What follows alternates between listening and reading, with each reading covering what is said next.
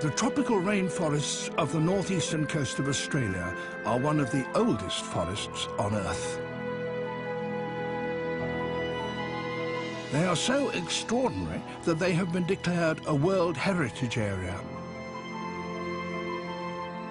And in these forests, there still roams an ancient and mysterious creature. A giant flightless bird. The cassowary is as tall as a man and has dagger-like claws and a lethal kick. But as few as 1,500 of them now remain in these forests. Charismatic and bizarre, the cassowary has a remarkable appetite for large fruit.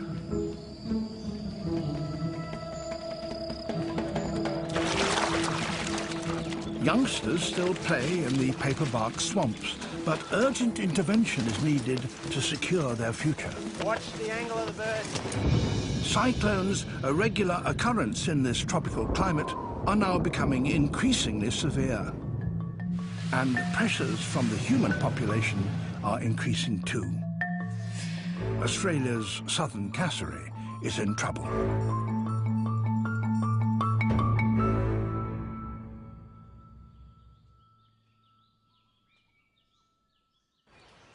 Cassowaries are related to those other giant flightless birds that include the ostrich and the emu.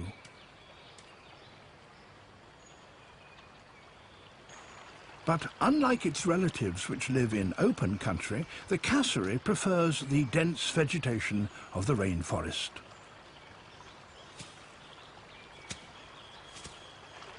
It's the beginning of the breeding season. A female is looking for a mate.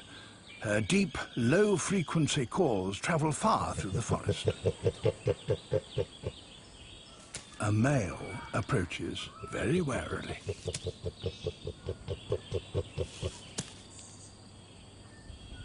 She is bigger than he is, and stronger.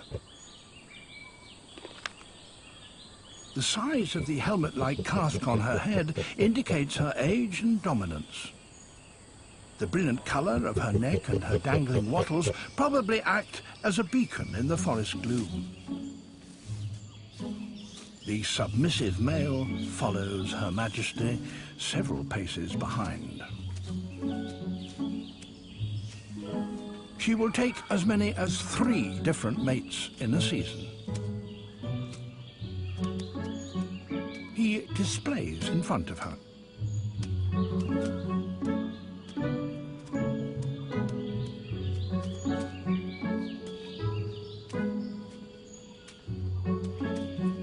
She seems impressed and leads him deeper into the forest. The pair will spend at least a month courting and mating. But as soon as the eggs are laid, the female will leave the area. The rest of the work is left to him. Some of the chicks developing inside these eggs may not be his, but even so, he will incubate them all and rear all the chicks.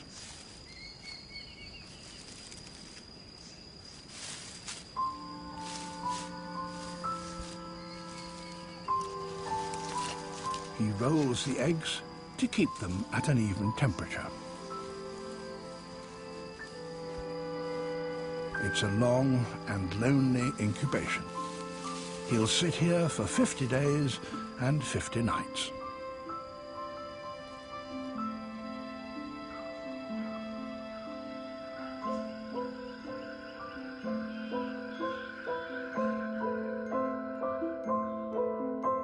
He feeds only very occasionally.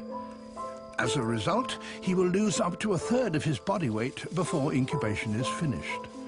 But so long as he stays here, the eggs are safe.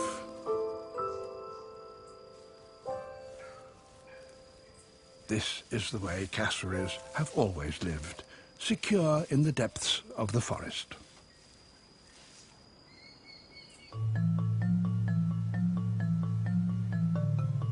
But the coastal towns of Queensland are expanding.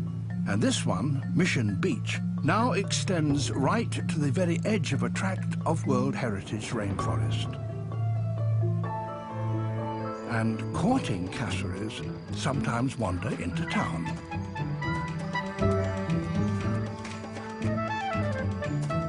Local residents are delighted.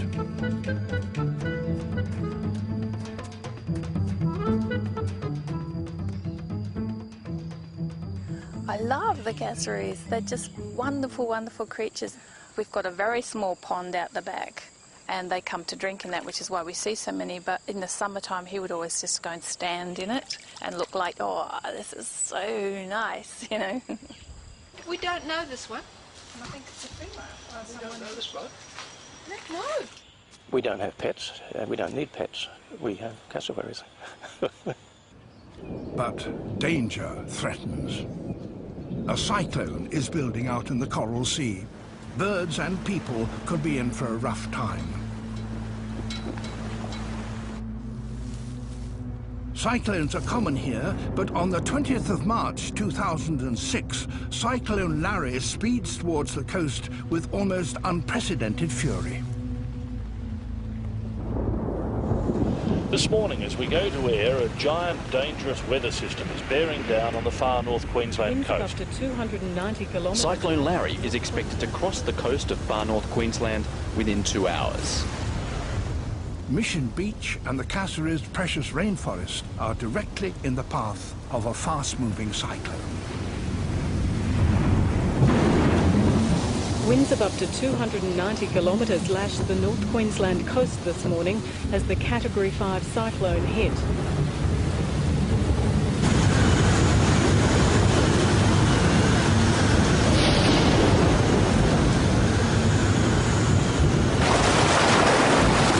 Authorities in Queensland still can't estimate the full extent of the damage from one of the worst cyclones ever to hit the state. A great swathe 100 kilometres wide is cut through the forest. The damage is so great that it will be years before the vegetation recovers enough to support the birds. In the immediate aftermath, however, there is a glut of fruit blown down by the wind. But cassowaries need up to 5 kilograms of fruit a day, and soon the windfall is gone. The birds leave the devastated forest in search of more.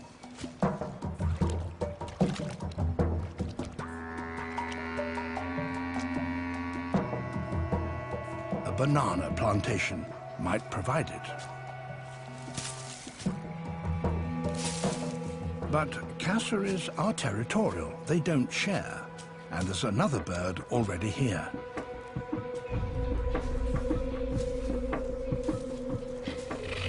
The bigger one fiercely defends its claim. And the smaller one almost inevitably loses.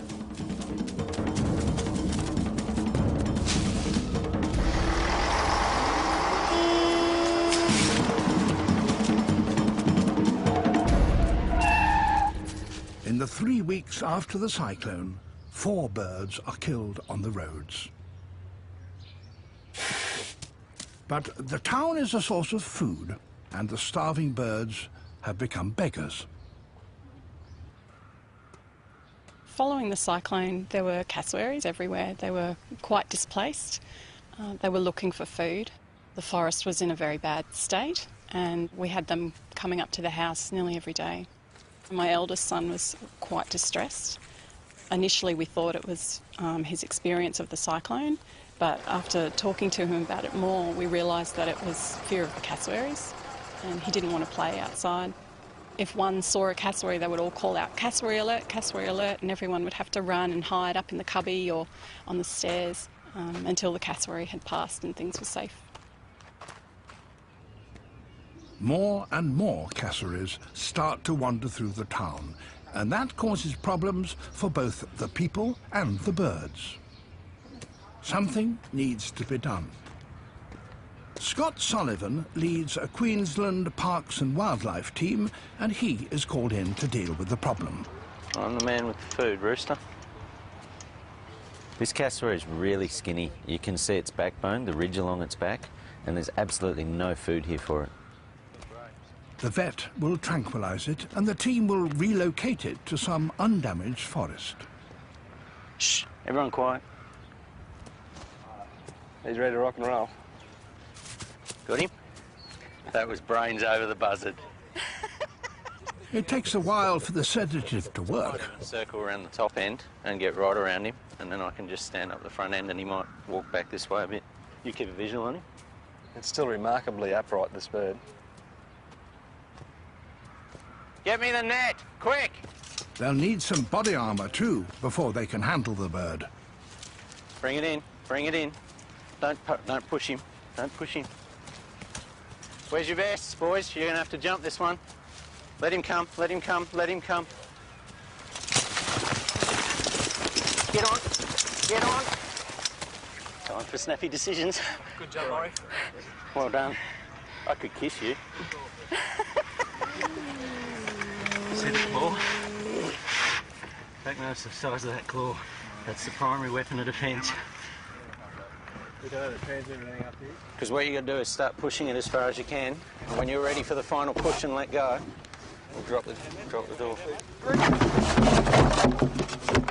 My biggest fear really was when it got to the end of here, we've got an open backyard that leads straight out onto the main road. And if you've got a bird that's slightly dazed by drugs, the last thing we want it doing is walking out in amongst the traffic. For the next 4 months, Scott and the cassowary response team are kept busy relocating birds.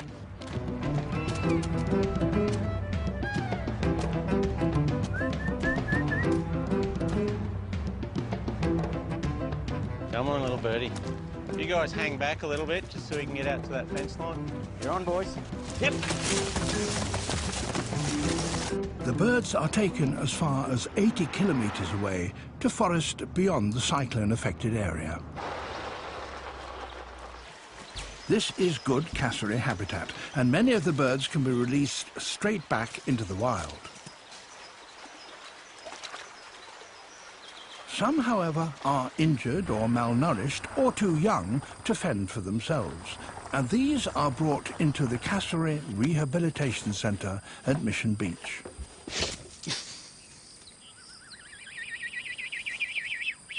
But their future must lie back in the forest.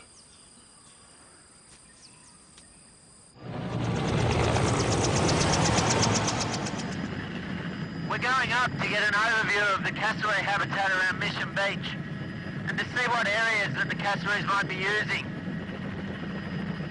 You can really see how the rainforest is broken up into pockets by roads and by development. It's understandable that the cassowaries had such a tough time after the cyclone. The cassowaries literally had nowhere to go. 3 months later, and Scott can see that the forest around Mission Beach is still far from recovering. But beyond the cyclone-damaged area, there is still healthy rainforest where life for the cassowaries is continuing as normal. Incubation has come to an end, and the patient male has 4 tiny chicks to look after.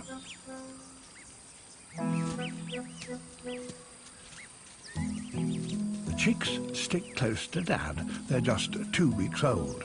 This is the most vulnerable time of their lives, and they must quickly learn all they can. Essentially, those chicks just model themselves off Dad. So Dad mooches around and does cassowary business, and then the babies will start to emulate that. And it's amusing to watch a cassowary when he's teaching his chicks, because he might be pecking fungus off a tree, or he might be picking up a particular seed in the forest, and all the chicks will gather around him and they'll mimic those same behaviours. In doing so, they're getting fed, but they're also learning. The chicks will be looked after by the male until they're at least 9 months old and ready to fend for themselves. It's the dry season, and Dad must keep them moving through his territory in search of food and water. Cassowaries need to drink frequently throughout the day, and will do so even if the water holes are as muddy as this one.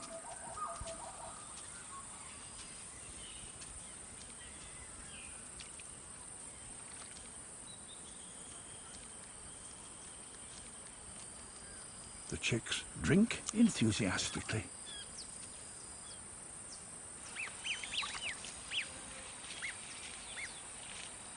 Dad, with his thick black cloak of feathers, is obviously feeling the heat. The chicks seem to be rather unsure about the water, but with their lighter coats they're not overheating. For Dad, the water may also soothe the itch from parasites.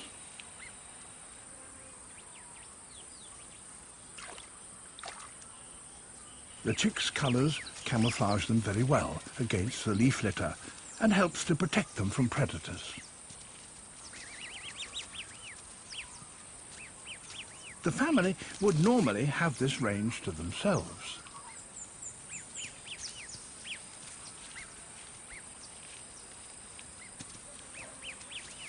But Dad becomes aware of the presence of another bird, and he calls the chicks to him.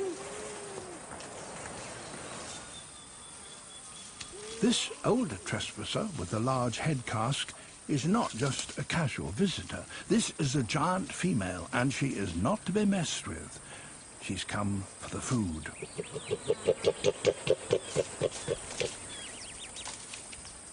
The smaller male tries to avoid trouble by making little submissive calls. The female might well be the mother of the chicks, but even so, she would have had nothing to do with them since she laid them as eggs. To her, the family are just competitors, and she wants to scare them off.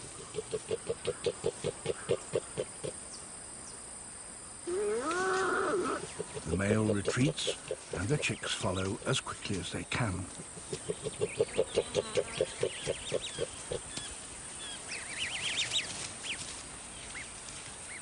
When they are all a safe distance away, Dad fluffs up his feathers to provide the youngsters with a refuge.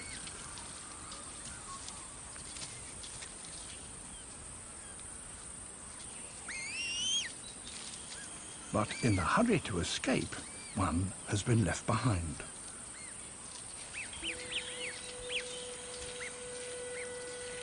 For a little lost chick, the forest is full of dangers.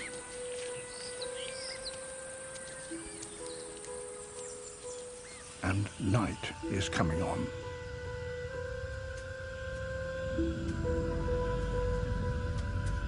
A large monitor lizard is looking for a meal. By itself, the chick has no chance.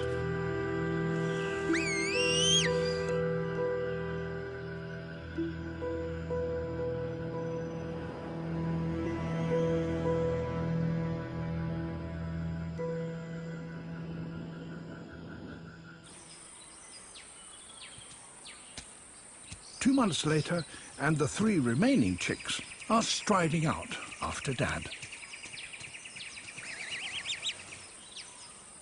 They're growing in confidence as well as size. Their legs are now longer, but it'll be some time before they begin to look like an adult cassowary. One of them even plucks up the courage to take a bath with Dad.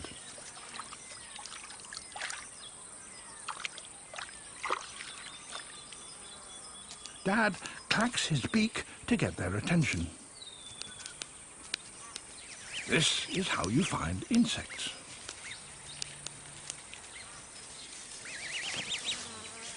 Not so long ago, they just followed behind. But now they can travel farther afield, and they're becoming more inquisitive. Dad introduces them to the delights of fungus.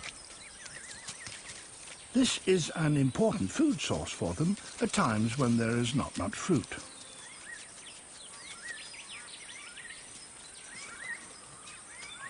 Back at Mission Beach, a wounded chick has been brought into the vet after being attacked by dogs. Let's have a look at him. Yeah. The wound was sort of pretty bad when he first came in, but it looks pretty good there now. There's just the tiniest little scar remaining. He'll be fine in a few days' time. He's in pretty good nick condition-wise. He's quite fat, quite solid, and quite bright and active little guy. Yeah, orphan chicks, it's probably not the most uncommon reason for receiving them. The dogs attack the adults and then the chicks have got no one to look after them anymore.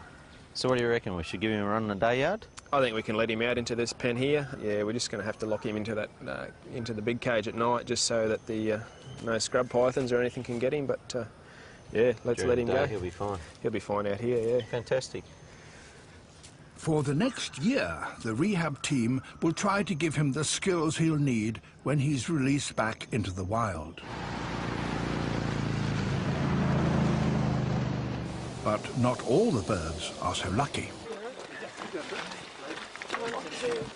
Apparently this cassowary was attacked by 2 dogs yesterday evening and had numerous lacerations and puncture wounds. When dogs are in a pack, they have a pack mentality and they just try to kill the animal. Since the cyclone, 3 birds have been killed by dogs and another 12 hit by cars.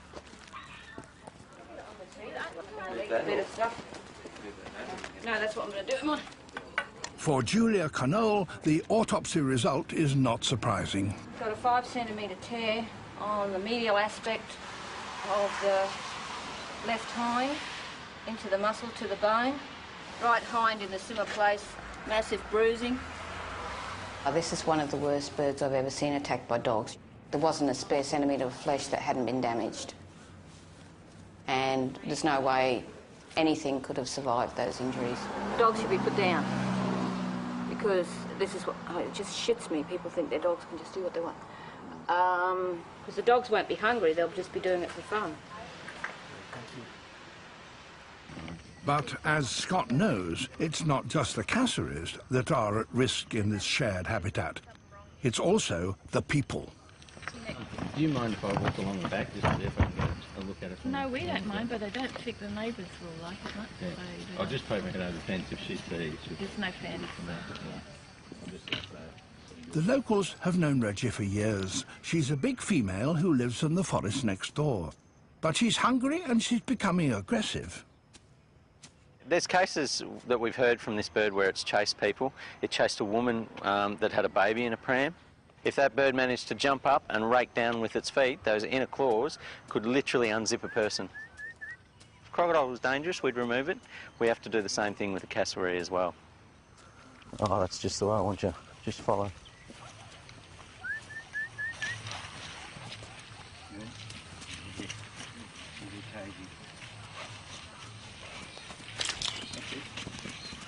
Got it? The vet actually hit the bird right on the point of the bone, which is what bent the needle. Hardly any of the drug went into the bird. Right at that time. Tranquilizing wild cassowaries is not an exact science. And when each bird is so precious, vets prefer to err on the side of caution by using a lower dose of anaesthetic. We'll just move back and give her a bit of room. We don't want her to go down there. We'll just keep moving back. We don't want to have her scoot down the hill.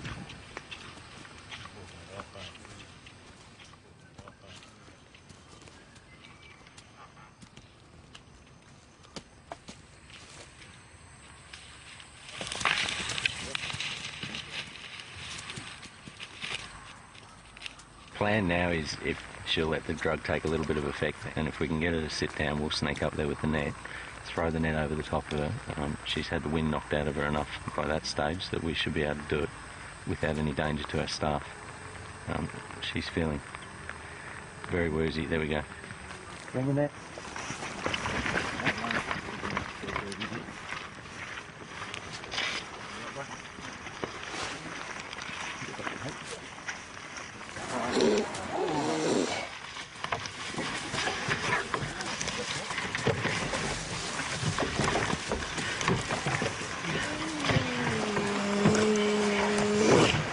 She's obviously got still a fair bit of spunk left in her. And okay, pit ready to hurt. Hang on a sec. Righto. And while we're relocating her, it's a good opportunity for us to actually attach a transmitter and then see how the animal behaves post relocation. We attach a microchip as well underneath the skin, so we can identify the animal a little bit later on But of course this section where we're physically restraining the animal is obviously very dangerous. We're applying weight to the body of the animal to keep it restrained on the ground. The animal probably weighs up to 50 kilos, and we've got 3 gentlemen here that are all a good 80 kilos or better holding the animal down, restraining its legs. These legs are like a set of chainsaws, so we're holding them firm against the body. There's that really sharp inside claw. We keep that up against the body and away from us. We should do okay.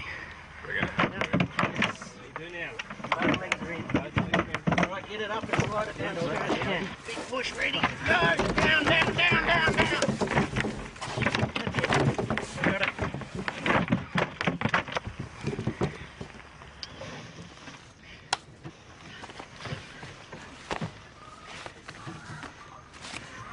That's the hardest capture I've ever done.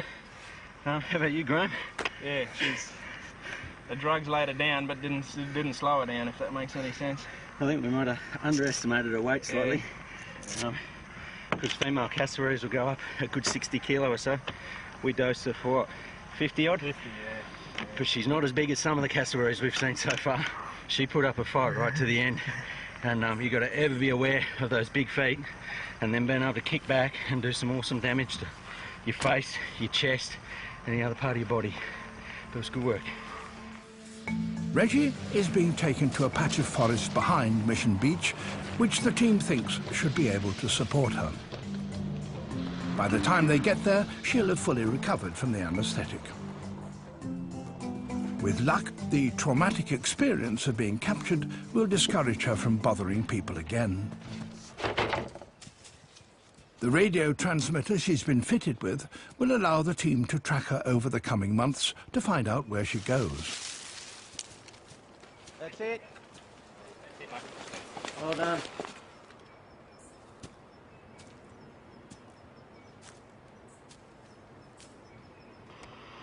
All the relocated birds have been radio tagged. Much is still unknown about cassowaries, so every piece of information Scott and his team can obtain about their movements will help in our understanding of the birds' behaviour and of their needs.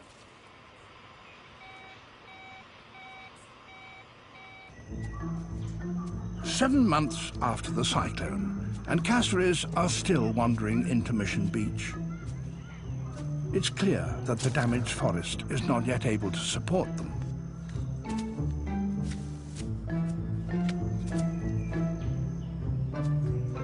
And the birds are hanging around longer and longer, staking out their claims in suburbia.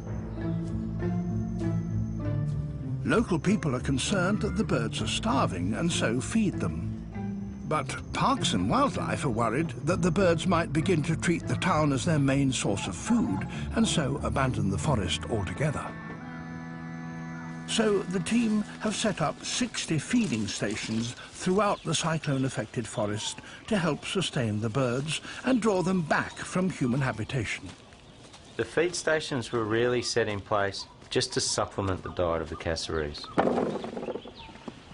It was basically to give them a top-up, keep their bellies full and keep them in the forest where they actually belonged, until the forest had time to recover enough that they could forage just from the forest resources alone.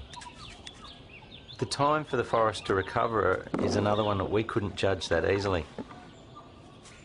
It's a one in how many year events that we have a cyclone of the magnitude of Cyclone Larry. And as a result of that, it was really just suck it and see with this. And we put the science in place to monitor the forest, and then as the forest began to recover to an extent that the cassowaries could use it, that's when we started to remove feed stations. With help from the community, the rangers are putting out as much as 1,000 kilos of fruit a week. Normally, a male wouldn't risk bringing a chick near other large birds, but here there's no choice.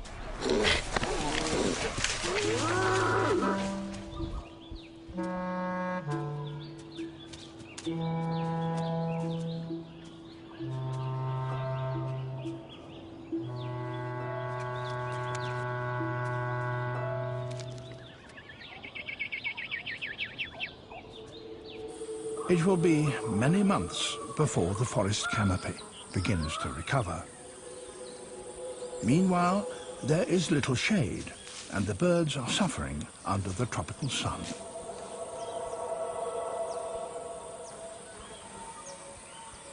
The forest pools bring some relief. Adults are surprisingly good swimmers and will, in fact, readily cross rivers if necessary.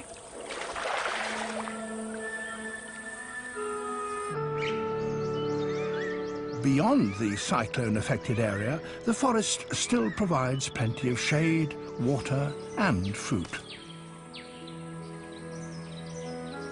Dad and the chicks are doing well. The youngsters are now 8 months old and have lost their stripes. Even so, it takes practice to get down a whole gardenia fruit in one go.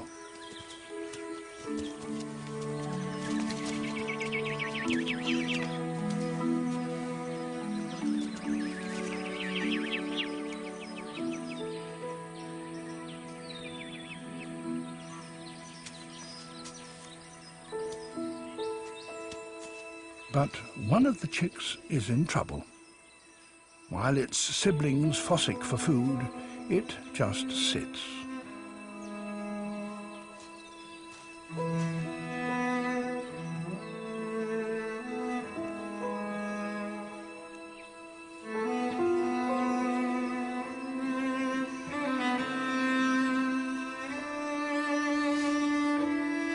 Maybe it's just injured. It certainly can't walk properly.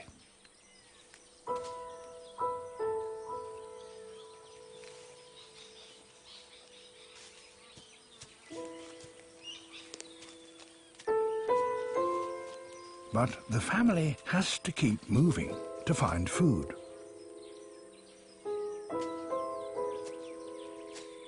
They may well walk up to 7 kilometers a day.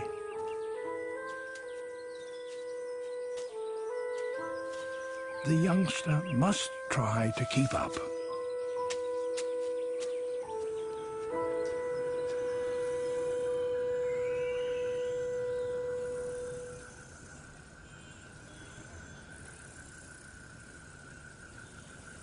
Our knowledge of cassowaries in the wild is still limited, but it's estimated that less than half of the cassowary chicks in the coastal rainforest reach maturity.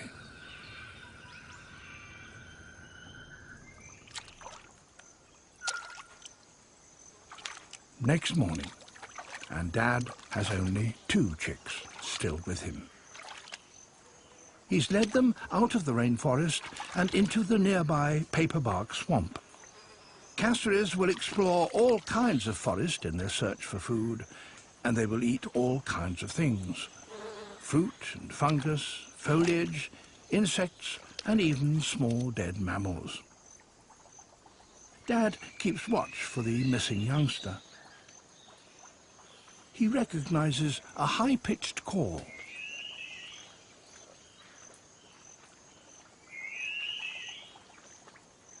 Remarkably, the youngster who fell behind has survived the night.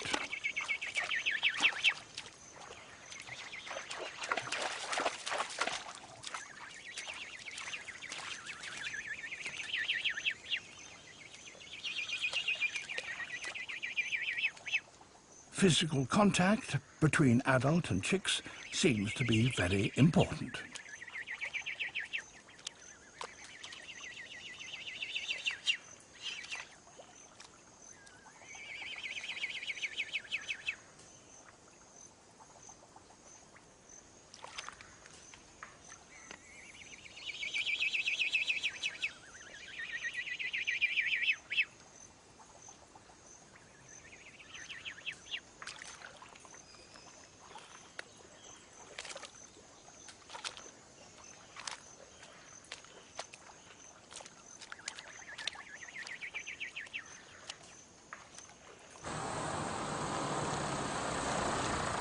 Surprisingly, Reggie has found her way back to the very Mission Beach garden where she was captured. But she's lost her transmitter and she is not in good shape. I only got continental today. You didn't get enough, did you? Good girl. Lovely girl, aren't you? You're a lovely girl. The beauty comes from within. The residents, worried by Reggie's loss of feathers, have called in Scott and Graham the vet. Hello, Big Chook. Oh, I've got a little bit of fruit here too. How are you, Ken? Good, good.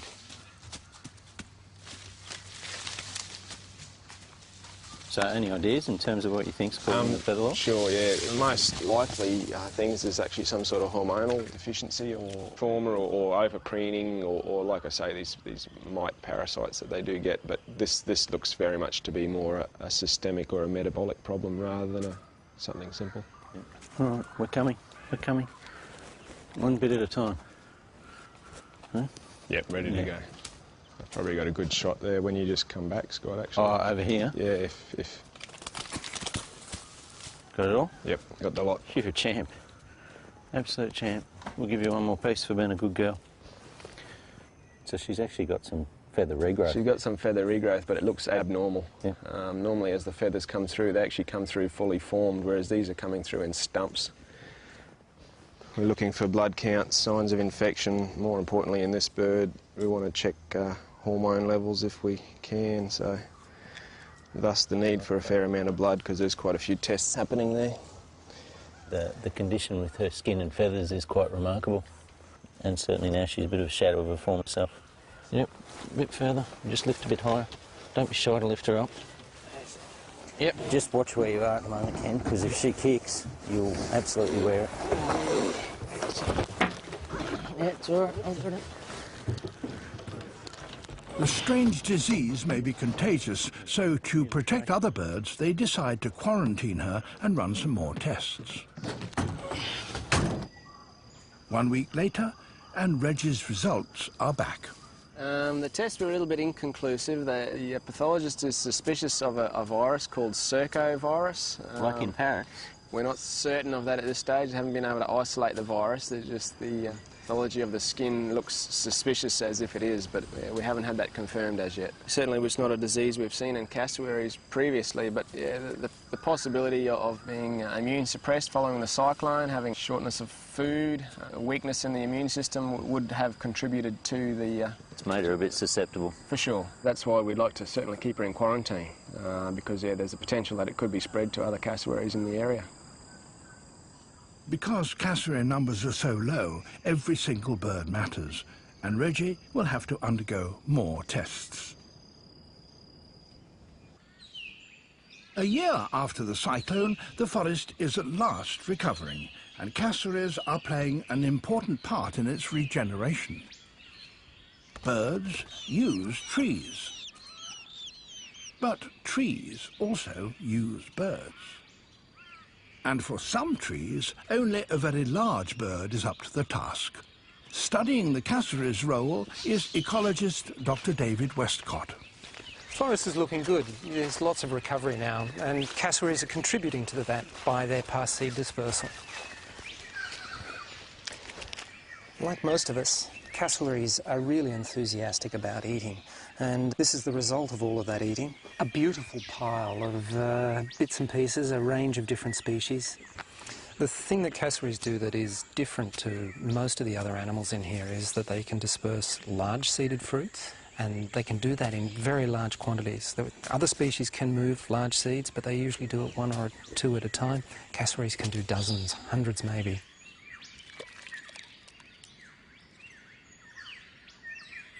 Over the coming weeks and months, these seeds will germinate, and what we'll end up with is a little clump of seedlings. So as the fruit goes through the cassowary, what it does is it scrapes off cells from the inside of the cassowary's stomach lining, and those cells are passed out in the dung. And what we're trying to do is to use the DNA that those cells contain to be able to genetically fingerprint the individuals. Then we can actually estimate the number of individuals that there are in a given area. And that's one of the key pieces of information that you need to manage an endangered species. An estimate of how many animals are actually there. The latest calculation suggests that there are only about 1,500 cassowaries remaining in the whole of Australia.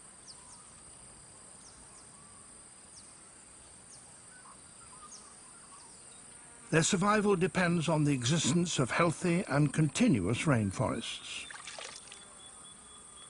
But the birds here must constantly cross roads to get from one fragment of forest to the next.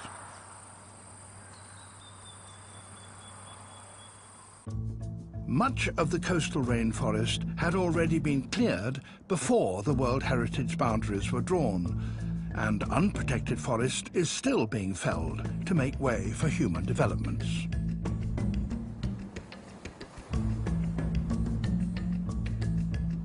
In Australia, the southern cassowary is only to be found along the northeastern Queensland coast.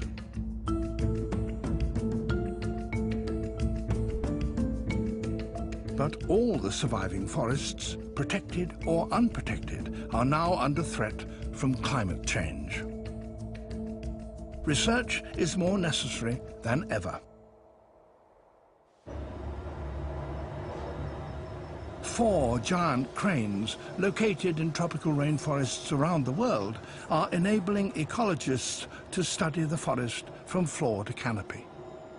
By rotating the 50-meter jib through 360 degrees, they can monitor an entire hectare of forest in minute detail. Other scientists are examining the rich leaf litter on the ground to build up a picture of how the rainforest functions and just how diverse it is.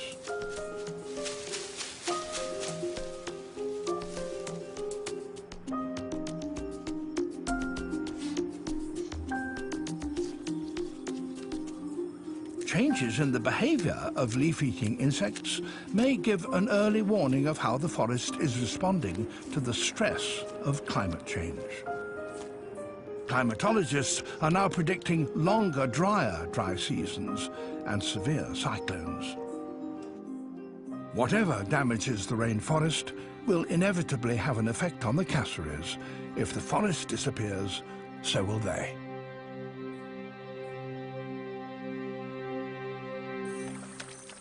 Dad's teenagers are now much more adventurous and leave him for hours at a time to play what appears to be their version of hide and seek.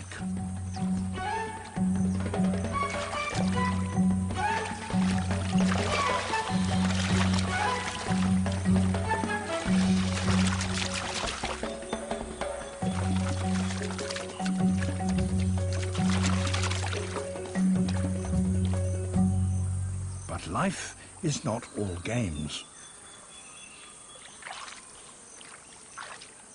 The youngsters don't know it, but their lives are about to change. The big female is back. But it's not their food she wants this time. It's their dad that she's after.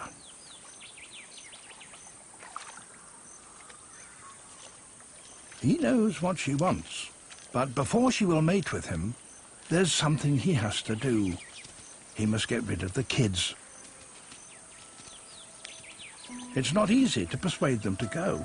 They've been dependent on him from the time they were hatched. One way is to chase them off. Another way is to lead them into the bush and then slip away, hoping that they won't notice.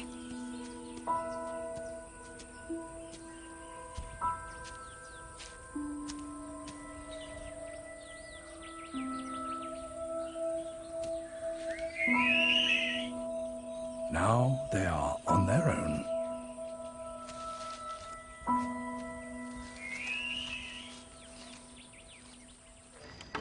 The rehabilitation centre is still busy. Since Cyclone Larry, 15 birds of all ages have been brought in. Come on. Come on. Orphans spend a few months longer here than they would with a male in the wild. It takes longer for them to learn from humans. Come on, come on.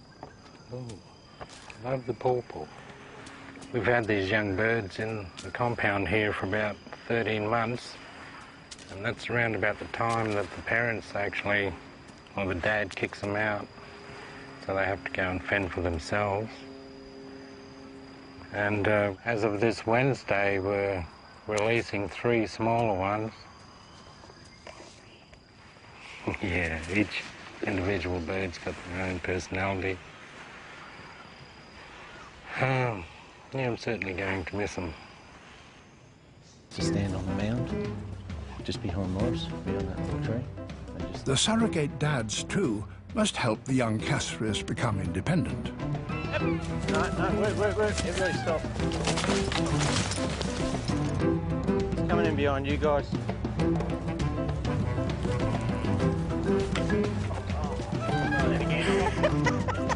All right. That's it. Watch the angle of the bird. 1, 2, 3. Well done. This is what makes all the work of rescue and rehabilitation since the cyclone worthwhile, putting individual cassowaries back into the wild. These are the lucky ones. But will rescuing a few birds at a time be enough? The birds of Mission Beach need more than one-on-one help. They urgently need their fragmented forests to be connected by wildlife corridors where they can live without human interference. It's the wet season again. It will bring life-giving rains, or perhaps another cyclone. The young siblings we've been following are now emerging as individuals. But they have yet to develop the full adult regalia of casques, wattles, and brilliant necks.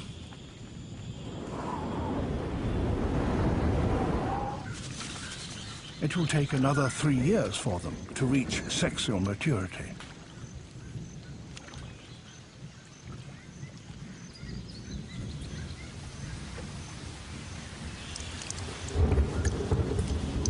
They have spent nearly 10 months together as brothers and sisters, but that is now coming to an end.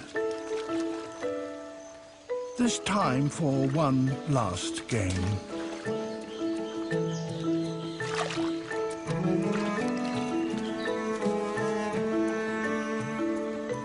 But the playful rivalry now takes on a new edge.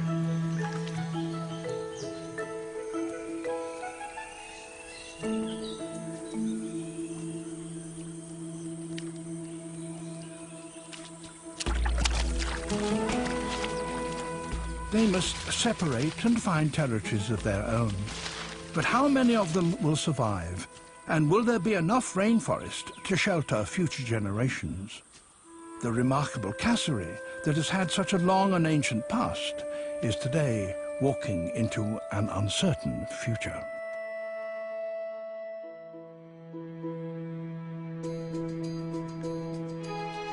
Tomorrow night, what's the future of farming that's so reliant on fossil fuel? Natural World discovers that nature holds the key on a Devon farm at 8. The Deputy Leader of the Labour Party, Harriet Harman, tells Newsnight she's absolutely loyal to Gordon Brown and is not trying to unseat him. Plus an interview with the African author Chinua Achebe. Newsnight, 10:30, BBC 2.